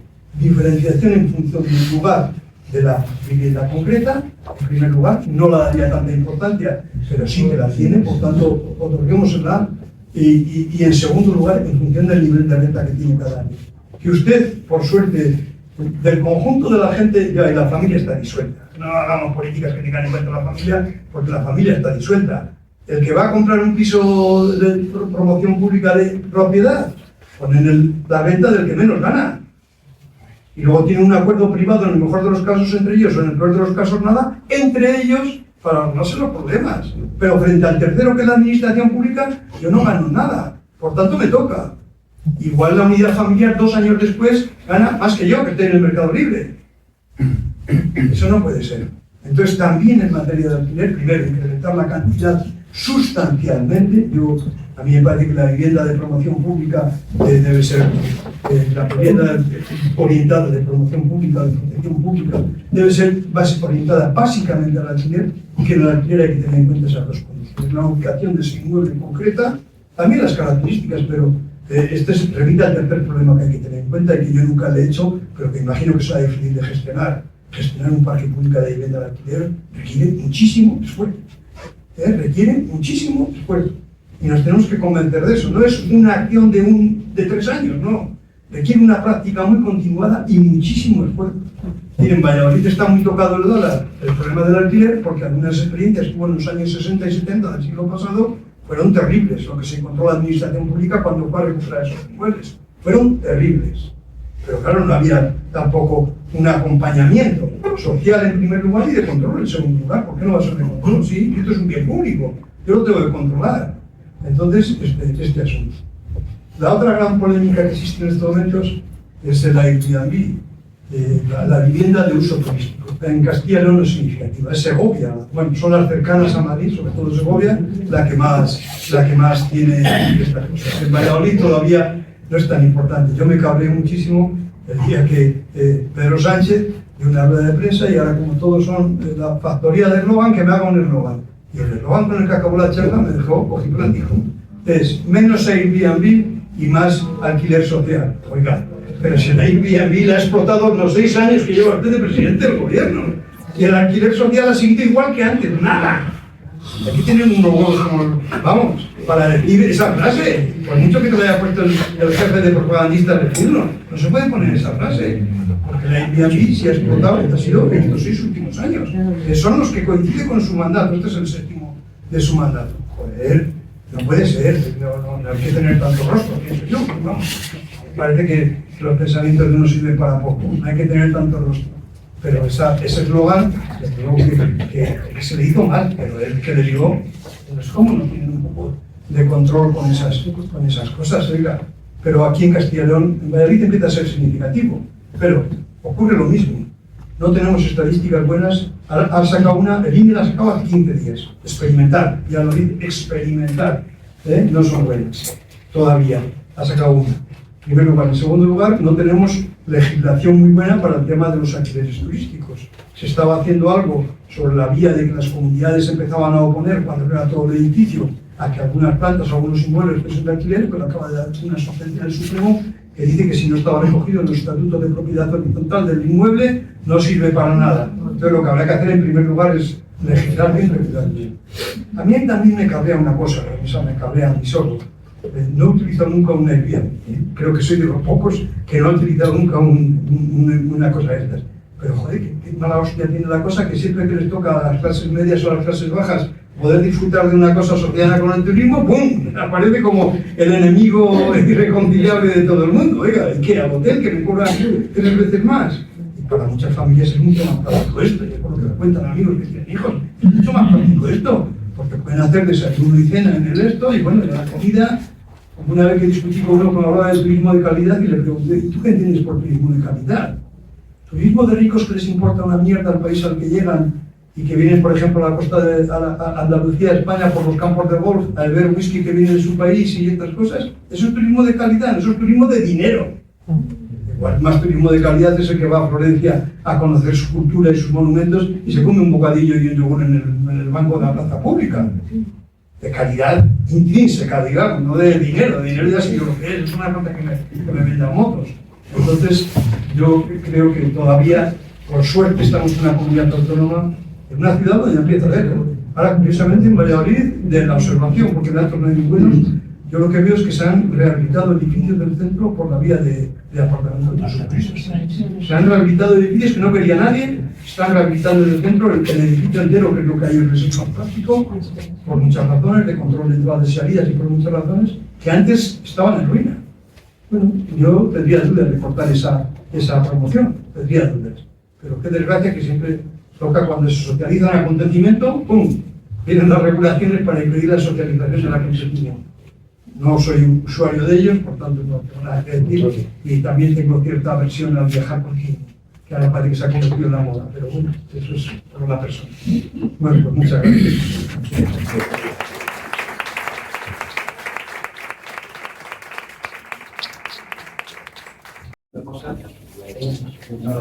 Se abre el turno de preguntas. Yo quería preguntar, bueno, primero muchas gracias por la charla. ¿Por qué hay tantas casas vacías por un lado y luego siempre se dice que es que hay un problema de oferta, que hay más demanda de oferta? Y también quería preguntar si tiene algo que ver el Banco Malo, porque de esos solares que decía usted que se quedaron, también se quedaron viviendas, las tenían en sus balances, como el precio bajó, estaban quebrados, el gobierno se hizo se hizo cargo, creó el Banco Malo, las asumió y claro, ahora muchas de esas tengo entendido que no han salido al mercado. La Sareb fue un instrumento para socializar pérdidas, o sea, no le demos más vueltas, fue un instrumento para socializar pérdidas. Segundo, hay un banco, el único banco que se resistió fue el Banco de Vizcaya, el gobierno llama a todos, Rajoy les llama a todos, retrátense y tal, y el único que se opuso fue el Banco de Vizcaya, los demás entraron por la base de una promesa de rentabilidad, que lo que hacen son prácticas cada año, porque no se logra esa rentabilidad, prácticas cada año de traspaso de activos y de cosas a las propias entidades financieras para que no pierdan tanto como les tocaría perder si esa actividad estuviese solo en el mercado. La verdad es que la época de la burbuja fue terrible. La Sareb tiene muchos chicharros, entre comillas, tiene muchas cosas que no son ni van a ser nunca, en sitios donde nunca van a ser activos inmobiliarios rentables, ni posibles siquiera, tiene mucho chicharro. Pero la principal utilidad que le han encontrado es para justificar planes que no se realizan de vivienda de los gobiernos. Es la rentabilidad que le han encontrado. El día de la rueda de prensa que acabó Sánchez con eso de que menos Airbnb y más política social y más vivienda social, dijo otra cosa que me dejaba a mí un poco flipado. Claro, esto como hay tantos asesores detrás de ellos ahora, pues siempre les dicen, haz esta operación que igual te es rentable. Y seguramente que igual fue rentable. Vamos a movilizar, y dijo, 1.200.000 metros cuadrados. Claro, pues estás oyendo en el teléfono, esto ahora va a ser la hostia. 1.200.000 metros cuadrados, 10.000 metros cuadrados es una hectárea. Otra forma sedentaria se queda en poco. Multiplicas por 50, 60 viviendas hectáreas que puede tener un suelo urbanizable de media entre las ciudades y salen muy poquitas viviendas. Pero dicho en viviendas es nada para el problema de la vivienda que hay en España y dicho en metros cuadrados parece que es la hostia. Este es el problema que tenemos, pues con la Sareb pasa un poco lo mismo. Los planes con respecto a lo que se va a hacer en la Sareb siempre son los planes que justifican futuras intervenciones. Bueno, ha habido ya 2 últimas subastas. Bueno, venta de activos con un asesoramiento técnico muy sofisticado de las consultoras. Ha quedado vacía, no sé. Las 2 han quedado vacías. Entonces, la realidad de la Sareb hoy en día, la realidad. Sin embargo, del Ministerio de Defensa, que es mucho mejor en casi todas las actividades y que sería mucho más posible, eso lleva a otro ritmo. Son de anuncios y de realidad, pero de anuncios también. La Margarita Robles bien se cuida de estar. Solo lo dicen, solo lo sacan en época electoral. En época electoral siempre lo sacan, pero bueno, aquí en Valladolid ya se anunciaron todo lo de la zona sur y ahí estamos, esperando todavía. Ahí estamos esperando todavía. Sí, no es más difícil ello, pero bueno, sí, también lo es. Pero es que esos otros... Sí. Has hecho una descripción perfecta de la trayectoria del mercado de la vivienda de los últimos 50 años y realmente el problema es ahora mismo qué podemos hacer. Porque claro, vamos a llegar como hostia. Bien, hay un 30% de vivienda social, vamos a público, en alquiler. Pero para hacer eso necesitaríamos 80 años. Ahora mismo tenemos un problema grave de vivienda. O sea, ¿qué podemos hacer ahora? ¿Qué podemos empezar a hacer para que dentro de 80 años lo controlemos? Si lo que necesitamos es una solución que sea un poquito más, o sea, que sea mucho más intensa, que no tengamos que esperar tanto tiempo. O sea, no sé si habría que crear no esa sociedad que el Sareb que va a gestionar no sé qué instituto para el SEPES, pero realmente yo sé que hubo épocas, digamos, en este país donde el Instituto Nacional de la Vivienda hizo promociones como churros. No sé si la calidad era buena o mala, pero todavía siguen ahí. Y estamos hablando de promociones de los años 50. Entonces, bueno, pues si se necesitan, según el Banco de España, 1 millón de viviendas, pues están subiendo. O 2 millones con las cosas. Tendrá que ser el gobierno que tiene el suelo para hablar a través de los ministerios correspondientes, tiene el suelo y tiene mecanismos. Porque es verdad que las comunidades autónomas tienen la competencia de vivienda. Pero si yo tengo suelo y tengo dinero, yo no necesito contar con nadie. Yo lo hago directamente. No puedo hacer y empiezo a hacer promociones y dárselo con nosotros. Yo haría una combinación desde el punto de vista yo no soy tan partidario de cambiar continuamente la ley del suelo. En cualquier caso, además, que es También hay un exceso de producción legislativa. Ahora, todos los días, parece que todos arreglan este país haciendo una nueva ley. La ley del suelo ha naufragado, eso lo han apoyado PNV y PSOE en él. Ni siquiera Esquerra, Bloque, Sumar, tampoco en este caso, etcétera, la han apoyado. Entonces, yo ahí no creo que no haya tanta falta. Yo creo que lo que hace falta es, como bien has dicho, promocionar la gran cantidad de suelo público que hay en ministeriales y la consecuencia del urbanismo. La consecuencia del urbanismo. Valladolid, las 3.100 viviendas que tiene la Florida, vuelves loco el mercado inmobiliario de la ciudad. Creo que lleva 27 años Yo aprobado. antes de irme le diga, inicié ese trámite. Después estuve 7 meses teniendo a gente trabajando en esto. Yo estoy bienvenido a esa parte. Creo que lleva 27 años aprobado. Entonces, eso. Ahora, yo si me preguntan la segunda parte de la película, en ese pueblo, en ese suelo público que hacemos, yo opción preferente por el alquiler. Se puede ser alquiler, pero que hace falta. Sí, pero opción preferente, sí. Pues, porque esas viviendas tampoco es diferente en función de la vivienda, tampoco eran compras, la mayoría eran alquileres. Lo que pasa es que después de un tiempo se vendieron todas. Pero inicialmente las viviendas con mecanismos que garanticen que no se levantan nunca. Claro, es lo que te quiero decir, por tanto, ya lo he dicho antes. como viviendas lo primero. Es que si no, con mecanismos vamos que a garanticen. pelearnos entre todos porque hay un piso turístico. Y realmente, pues efectivamente, o sea, quiero decir, aquí no es importante, en otros sitios esa importancia sí, porque ha hecho que se subieran los alquileres y no haya oferta. Pero digamos que lo importante es que haya oferta de viviendas. Cuando haya oferta de viviendas. Y solo hay, Solo hay.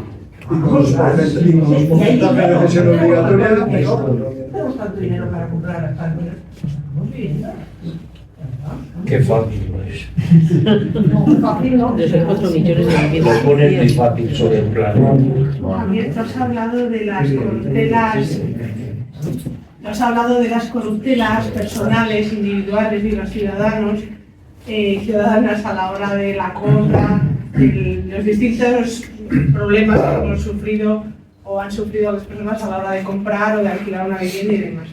Pero yo quería que, yo nunca he visto bueno, yo no soy tampoco muy estudiosa del tema, pero no sé si puede haber algún estudio sobre la gran corrupción, que yo creo que es la gran corrupción, que ha generado todo el problema de la vivienda y el suelo en este país y que tiene que ver con la financiación de los partidos políticos y que tiene que ver con las distintas operaciones inmobiliarias salvajes que tú sabes que han existido, no solamente en Valladolid, pero no voy a, vamos, creo que a nadie se nos escapa que las grandes operaciones inmobiliarias que hacen los equipos de fútbol, las recalificaciones de suelo, de estadios, de ciudades deportivas, por poner un ejemplo, vamos, pero que yo creo que empezaron en la época, como te has comentado, de José María Aznar, y que yo creo que han también, de alguna manera, agujereado, es un agujero bastante gordo del queso gruyere que tú comentabas antes,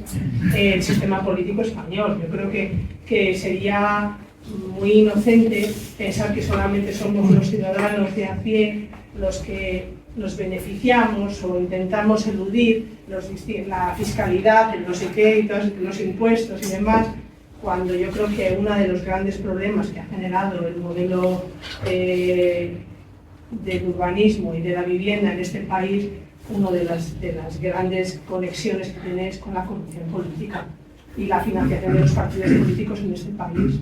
Y vamos, yo creo que hay casos muy evidentes, desde aquella frase famosa del 3% de Cataluña y otros muchos casos que conocemos todos, ¿no?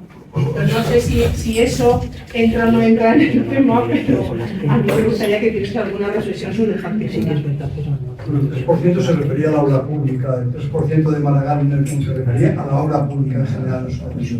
Ahora que alrededor de equipos de fútbol, instalaciones deportivas, centros comerciales, etcétera, ha habido recalificaciones importantes, es muy bien. Ahora, ahí la documentación es muy caso a caso, no puede haber otra. Es que no puede haber otra, es muy caso a caso. El sitio que parece que está más limpio de eso, que es el País Vasco, la operación del Max Center de Baracaldo, está bastante documentado que fue una operación de corrupción. Lo que pasa es que eso afecta a las plusvalías que se derivan del proceso constructor. del proceso recalificador más que del proceso constructor. No afecta tanto a la cantidad de vivienda, pero yo la única forma de estudiar las que tengo, tanto para la obra pública, hay un libro de Naredo, que se llama La obra pública como fuente de corrupción urbanística, y es caso a caso. Yo de los últimos que he leído, cuidado, que están los que todos sospechamos que son peligrosos y están los que tienen consenso social. Por eso también yo he puesto el acento en las corrupciones individuales son el caldo de cultivo de la corrupción social. De la Operación Chamartín. La Operación Chamartín es alucinante. Es alucinante y la aprobó el Ayuntamiento de Manuela Carmena. Es alucinante las plusvalías que había en el pueblo. Y la aprobó el Ayuntamiento de Manuela Carmena. Además hubo una lucha ahí de ojos bastante curiosa. Ahí estaba en contra de Ecologistas en Acción, grupos vecinales, etc. Y unos tenían como asesor importante a Mangada, que había sido el jefe del urbanismo de la Comunidad de Madrid en una época, y la Manuela Carmena tenía como asesor urbanístico importante a su marido, que es Eduardo Leira, que era el amigo de Mangada cuando los dos decidieron dar una vuelta interesante al urbanismo de Valladolid.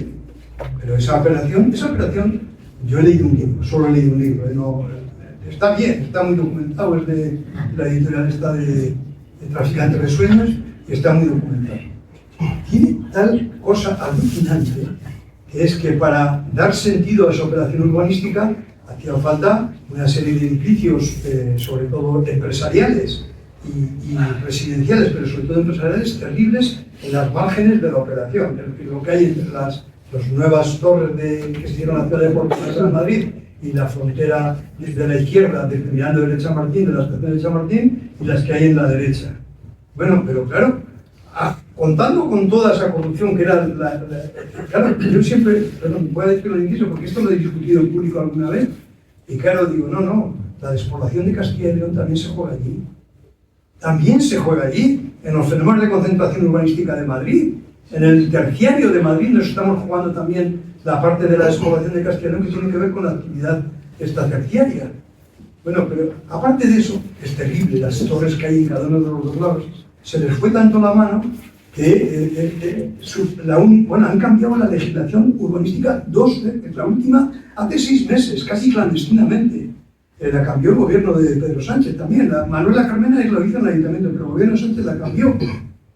La cambió porque había bastantes dudas que los últimos propietarios de esto, que es la constructora San José y el Banco Bilbao Vizcaya, o sea, la capacidad de reversión que tenían de los terrenos que les expropió en su día, los propietarios anteriores, y han cambiado otra vez, una vez más esa legislación, en una modificación de una ley de estas de otra cosa, no sé de qué era, pero podía ser hasta de la actividad física, metieron 2 choritos ahí que tenían que ver con este asunto. Pero todavía es más alucinante que se les ha ido tanto la mano en la recalificación urbanística de las parcelas que lo único que quedaba claro y que sabía que lo podían perder en los tribunales es que no tenía que haber un incremento paralelo de las zonas verdes, porque ese incremento de esa recalificación lleva un incremento paralelo. Y ahí ha llegado la ingeniería. Han dicho, a partir de no sé 500 metros creo que son de la estación actual, no me hagáis caso, vamos a poner una plancha de acero encima de todas las vías a la altura que requiera el tráfico ferroviario, es decir, gálibo, más no sé qué. Y esa plancha de acero la vamos a rellenar con 1 metro de tierra y esa es la nueva zona verde de la Operación Chamartín. Esto es literal. Y ahí estamos, embobados todos con la Operación Chamartín. Embobados todos. Y ojo, a mí lo que me duele los protagonistas. Lo que me duele son los protagonistas. Yo soy de Izquierda Unida, por tanto, mi gobierno actual ha hecho un cambio para evitar la reversión. Y el Ayuntamiento de Madrid, de Manuela Carmena, ha permitido esa chapuza de una plancha de acero. Viene en el libro, no me acuerdo, yo soy muy malo para eso, viene hasta el grosor que tiene que tener esa plancha de acero para poner 1 metro, 1,5 metros de tierra, que sea la nueva zona verde asociada a la Operación Chamartín. Y aquí andamos, felices y contentos. Felices y contentos andamos. El libro no me acuerdo cómo se llama, creo que se llama Operación Chamartín, pero está en Traficantes de Sueños. Yo le tengo, no le compré porque... No le tengo, le dejó uno de Madrid y se lo devolví. Pero bueno, se puede conseguir. Es que te quedas alucinado, pero te quedas realmente alucinado. Y lo que va a caer ahí son metros y metros y metros cuadrados de terciario y de residencial. Pero metros y metros y metros cuadrados. Cuando la crisis inmobiliaria del 2007, sobraba terciario en Madrid a punta pala. Joder, sobraba. Mira. Ya está colmatado y ahora lo que viene. Más lo que ha ido en los municipios de alrededor de Madrid capital, que hay el corredor de Lenares, esos terribles de parques logísticos y de cosas así. Son insaciables. Insaciables. Realmente insaciables. Ahora, esas operaciones de una línea y con el carnet en la mano para la querella que te va a poner el propietario en cuanto digas algo. Pero bueno, hay que hacerlo y hay gente que lo hace. En este caso, Mines, ¿cómo se llama? Mines Arenales, creo que se llama algo así, la miembro de Contestación de Madrid, que ha impulsado eso con un arquitecto, con gente de la Escuela de Arquitectura y con los barrios afectados. Y han logrado sacar el libro. Y el libro es demoledor. O sea, el libro es demoledor. El José Manuel Calvo, creo que se llamaba el concejal de urbanismo del Ayuntamiento de Madrid, con Manuela Carmena. Bueno. Digamos bueno. Y joder, si hubo algo que nos despertó cierta ilusión a la gente, es la operación del Ayuntamiento de Madrid. Pues acabó como operación chaval. Joder, es que es... Cuesta. Yo quería preguntarte, bueno, primero darte las gracias por la charla porque me ha parecido muy ilustrativa. Creo que es un problema endémico que no se va a resolver. Endémico es la buena definición, sí.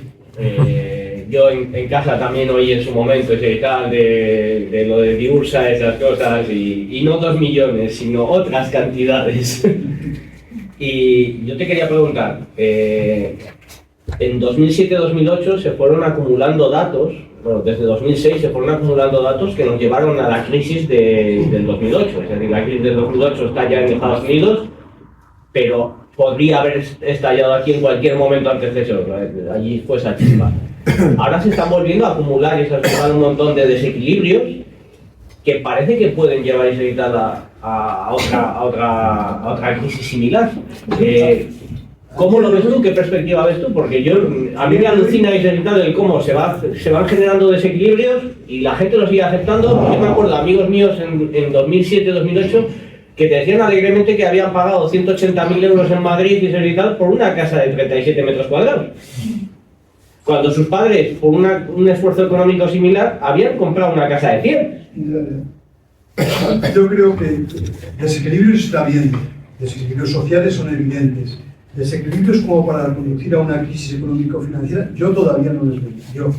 Pero por varias razones. Primero, la subida de precio no está siendo tan espectacular como fue entonces. Lo de entonces fue demoledor. Las prácticas financieras no están siendo más cuidadosas de lo que fueron entonces. Ya he descrito algunas y ahora están siendo más cuidadosas. Yo ahí soy muy pragmático. Yo prefiero casi un banco profesional, aunque sea muy fuerte, que una caja de ahorros mal gestionada. En aquella época de la crisis financiera leí una frase a un experto que me hizo mucha gracia y me la recuerda a mí mismo muchas veces, porque yo soy muy proclive a decir regulemos y tal. Y este experto decía, no hay buena regulación que acabe con una mala práctica. Decía este experto financiero, no hay buena regulación, que es un duro la frase, que acabe con una mala práctica. Claro, pero yo esos desequilibrios no los veo todavía. Ahora, los que me parecen mucho más intensos que entonces es la crisis de calidad de los jóvenes en nuestro país. Esa me parece más intensa que entonces. Entonces había crisis un poco ficticias. Te voy a contar un caso que me llegó en aquella época. Una señora, una chica, joven, casada con un niño. Había comprado un unifamiliar en Arroyo, de la Comuna. Y le entró la crisis que entre nosotros la vamos a denominar la crisis del salón pequeño. En perro también. La crisis del salón pequeño. Perdón, en un plurifamiliar. Y entonces, claro, como era una época de ilusiones financieras, preguntaron, ¿cuánto vale nuestro piso si le ponemos en el mercado, que es nuevo? ¡Oh! Y entonces dijeron, pues nos compramos un chalet con el salón más grande, y buenas instalaciones para el perro, y fueron un poco imprudentes también. Hicieron la compra, pero la venta en aquel momento de ilusión financiera la aplazaron un poco y les estalló esa crisis.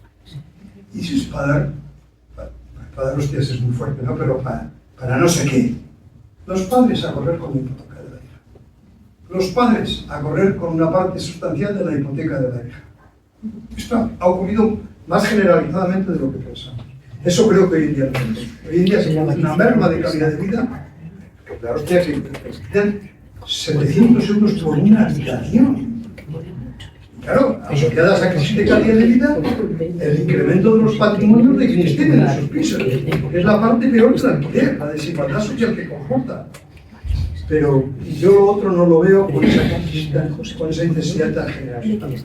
Las prácticas financieras son un poco más complejas, no correctas del todo, y la gente se tienta más la ropa que con entonces es que todo el mundo te decía el valor de su piso. ¿Te vas a cambiar? No, entonces ¿para qué quieres saber el valor? Todo el mundo estaba muy atento. Estaba salivando. ¿Cuánto vale tu piso? ¿Te vas a cambiar? No, ¿por para qué? ¿De qué ritmo te da? Eso es una ilusión financiera. Y eso yo creo que hoy en día no está. Perdón. Sí, nada, por añadir un poco estas cosas a lo que comentaba, que estoy bastante de acuerdo. Sigue habiendo un problema esencial que se daba ya en aquella época y que se da ahora exactamente igual. Y es, en cuanto han bajado y se quitado un poco los tipos de interés de las hipotecas, la gente te vuelve a decir que es que alquilar y esas cosas es una tontería porque al final la casa no es tuya. Bueno, pero eso responde a un parámetro más objetivo. Es decir, tú tienes que tomar una decisión. Solución habitacional, por utilizar palabras eufemismo, esto claro, se utiliza mucho. Tienes que hacer cálculos bien de que te compensa, sea alquiler o propiedad. Eso bien, con concepto de tipo de interés bajos, pues igual te compensa la propiedad, porque el esfuerzo que tienes que hacer en función de tu salario es muy parecido. Es que ya es terrible. Y al fin y al cabo no deja de ser tu propiedad. Ese es un cálculo que hay que ayudarle a hacer a cada persona que tiene que tomar esa decisión. Hay que ayudarle a hacer. Tiene que haber buenas soluciones que ayuden a hacer eso. Y por tanto será un problema que siempre habrá. Pero claro, lo que es intolerable es que quien no puede acceder a la propiedad tenga que ir a una habitación en una ciudad como Madrid a 700 euros la habitación. Eso es lo que... Chicos, hace año y medio solo lo decíamos poca gente, ahora se está socializando un poco. Al hilo de las asociaciones de inquilinos. Pero esto no es tolerable, socialmente esto no es tolerable. Claro, yo me acuerdo que cuando estaba en el ayuntamiento y subía entonces, me coincidió con antes de la crisis de 2007, decía, pero ¿qué hacemos las administraciones? Mirar al techo o al cielo, que no estamos para eso. Es que ahora tampoco estamos para eso. Es que ahora tampoco estamos para eso. Y ahora, para mí, esto es una percepción personal, que igual no es muy objetiva, es que estoy muy cansado de la publicidad. O sea, es que ahora hacen más esfuerzos por la frase ingeniosa que por la solución del problema. Joder, ya está bien de frases ingeniosas. Es decir, estoy delante de uno que me dice, que preside el gobierno y me dice que menos Airbnb y más vivienda social, y es que me dan ganas de darle una colleja.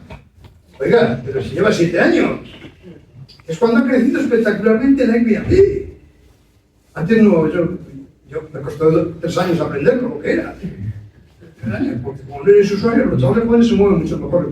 Los amigos que tienen hijos son los que dicen, ¿cuándo ha conseguido el hijo un Airbnb en no sé dónde? Claro, pero bien, yo ahí no entro. En las críticas individuales, pues puedo entrar poco, pero o sea, frente a la administración pública estamos muy tolerantes, demasiado. No puede haber porque se sienten cómodos, y no pueden estar cómodos. Tiene que decir el voto. Estoy aprendiendo skate para manejarme por la vida, no como deporte. Creo que no puede ser. No sé, entré a la página web del Consejo de la Juventud, no suele entrar, perdón. Entré a la página web del Consejo de la Juventud y te pone los informes, hay 100.000, los informes del Ministerio de Juventud sobre las dificultades de este tipo. Y cómo ese ministro, esa ministra va luego al Consejo de Administración y aprueba, y además es que esto es pasanista. Cuando presentan de vivienda tienen que estar todos ahí en la primera fila sonrientes. Cago en la leche, agárrale un poco de la pechera y tajad algo. Un poco ligado a esto último, al final hay gente que no puede acceder a la compra de vivienda, que es que será si comprar vivienda o alquilar, porque el precio de un alquiler puede ser similar a un precio de una hipoteca. Pero claro, la gente joven no tiene capacidad de acceder a un crédito para comprar una vivienda. Estamos hablando de que tienes que adelantar el 20% de una vivienda tipo, que pueden ser 200.000 euros, por ejemplo, más lo que suponen los impuestos y tal, vamos a decir 50.000 euros, por ejemplo, de media. Claro, no pueden acceder. Vas al alquiler. Con los precios de alquiler que hay actualmente, es imposible que la gente joven consiga una capacidad de ahorro que luego le permita en un futuro acceder a una vivienda en propiedad. Entonces, hay voces que dicen, pues facilitemos el crédito. Pero justamente eso fue lo que pasó en la crisis de 2008. Entonces, qué opinión tiene sobre que se vuelva a abrir un poco el crédito, si nos puede llevar a una situación similar a la que se vivió en la crisis de 2008. Es una decisión individual que tiene que medirla muy bien, pero yo creo que lo que está ocurriendo en realidad es que está funcionando la vieja institución, la familia. Es la que está funcionando, de hecho. Si le he dicho que estaban igualados en un patrimonio los de 40 y los de 75 a 150.000 hace 8 años, y que ahora una ha bajado a 75.000 y otra ha subido a 250.000. Es la familia, es la única que está soportando esa situación. Es muy triste, pero es la familia la que está soportando esa situación. No nos engañemos, es la familia. Y ya te digo, incluso esa situación que he contado, de que hubiese pegado una colleja a mi niña, si no hubiese tenido y si hubiese comprado un chalet, y luego me dice, oye, que no puedo con la hipoteca. Pues joder, no sé, chica, oye, tú misma. Es que la juventud está viviendo en medio de unos problemas incalculables y al mismo tiempo con una situación de poco, incluso debate familiar con respecto a estos asuntos. Padre dice, venga, ¿qué se va a hacer? Perú es legítimo. Lo dice así, claro. Venga, ¿qué se va a hacer? ¿Para qué lo quiero yo? También es cierto. ¿Para qué lo quiero yo? Que lo disfrute en vida y ya está. ¿Para qué voy a esperar a morirme para que lo herede? Pero no va a pagar al casero. Para pagar de casero también, porque si no hay otra, claro, también lo están ayudando. Si no hay otra, ahora se lo lleva al casero, Hombre, Se lo lleva. Más preguntas, pues se acabó por cada masa.